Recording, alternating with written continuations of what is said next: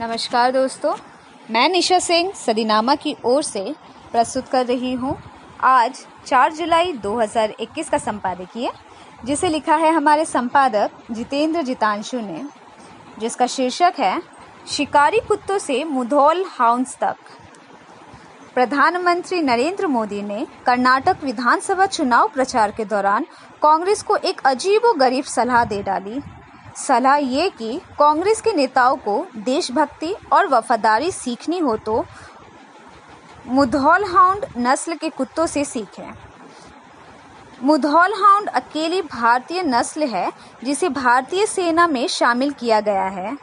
जाने इसी बारे में कुछ रोचक इतिहास आज के संपादकीय में।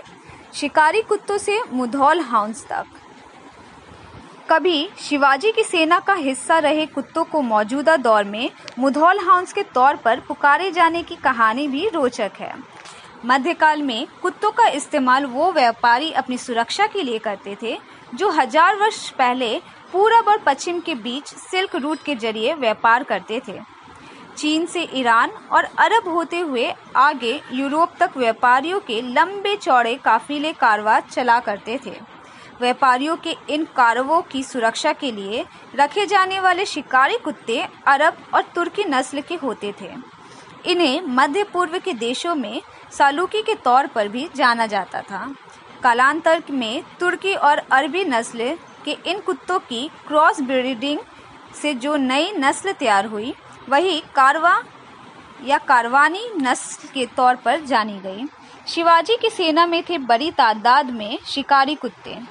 कारवानी नस्ल के इन्हीं कुत्तों का इस्तेमाल शिवाजी के ज़माने में बड़े पैमाने पर हुआ करता था।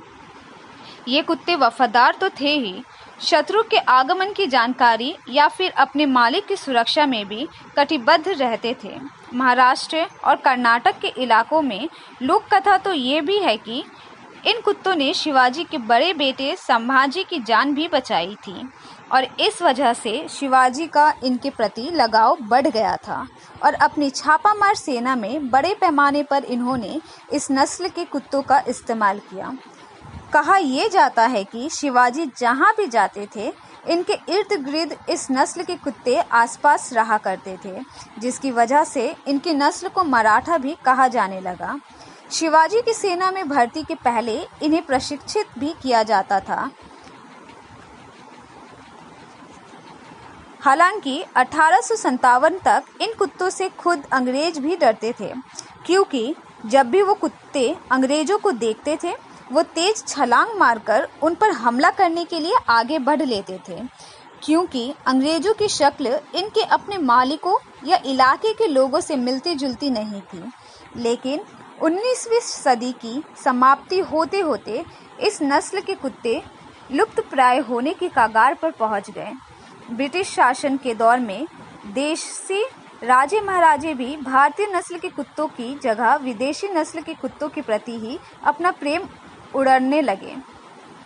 तौर पर मेवाड़ के सिसोदिया राजवंश से संबंध रखने वाले घोड़पड़े परिवार में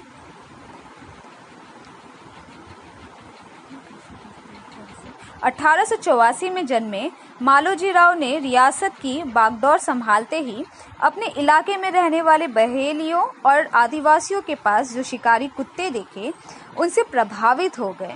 उनकी रफ्तार, आक्रामकता और सूंघने की जगह शिकार को देखकर उस पर झपट्टा मारने की प्रवृत्ति ने उनका मन मोह लिया।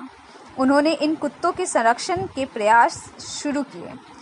20वीं सदी के आरंभिक दशकों में अपनी इंग्लैंड यात्रा के दौरान उन्होंने तत्कालीन ब्रिटिश सम्राट जॉर्ज पंचम को 2 ऐसे कुत्ते भेंट भी किए जिनको खुद ब्रिटिश सम्राट ने मुधोल हाउंड्स का नाम दे दिया, जिसके बाद ये मुधोल हाउंड्स के तौर पर ही देश और दुनिया में लोकप्रिय हुए। प्रधानमंत्री नरेंद्र मोदी ने इस तरफ सबका ध्यान आकृष्ट किया जब उन्होंने 30 अगस्त 2020 को मन की बात कार्यक्रम में खोजी कुत्तों की भूमिका का जिक्र किया।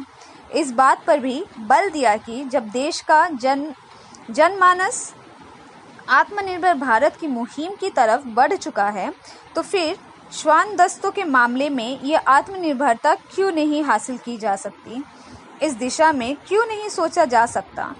उन्होंने भारत के उन शिकारी कुत्तों की प्रजातियों का जिक्र किया जिन्होंने इतिहास के अलग अलग दौर में अपनी चपलता, रफ्तार और उपयोगिता से काफ़ी नाम कमाया है।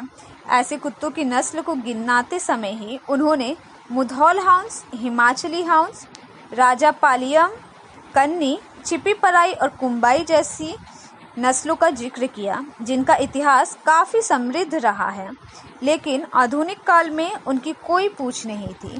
आमीन।